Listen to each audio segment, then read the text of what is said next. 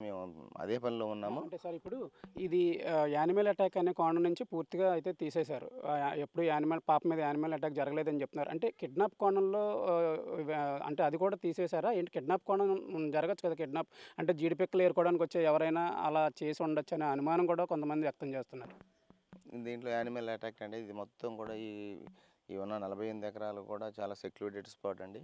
అక్కడ దీని పక్కన ఆనుకున్న కొండ ఎవరైతే ఒక కొండ మ్యాసివ్ హెల్లక్ ఏరియా ఇది. అక్కడ కొండ సంబంధించి కొండ చెలువలు కానీ లేకపోతే ఒక అడవి జంతువులు కానీ ఉండడానికి ఆ జంతువు యొక్క ప్రవర్తన, ఆ జంతు ప్రవర్తన మనం ఆలోచన మనం పట్టరానిది. అది వచ్చి ఏ సమయంలో ఏ విధంగా ప్రవర్తిస్తుందో, ఈవెన్ కుక్క కూడా ఏ విధంగా మనం టేకెన్ ఫర్ గ్రాంటెడ్గా వైల్డ్ టేమ్డ్ డొమెస్టికేటెడ్ అని తీసుకోవడానికి లేదు. జంతు ప్రవృత్తిని మనం ఆలోచించడానికి లేదు.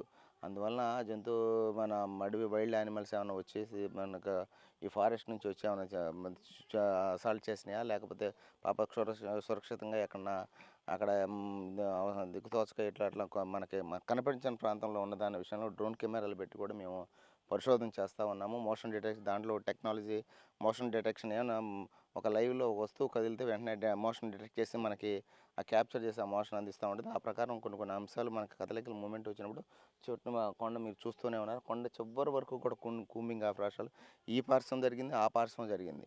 అట్లా ప్రతి ఏ విషయాన్ని కూడా మేము వదిలిపెట్టడం లేదు. ఇంకా పాప సురక్షితంగా కనుగొనే వరకు మేము మా యొక్క ప్రయత్నాలు కొనసాగిస్తూనే ఉంటాం. మొత్తం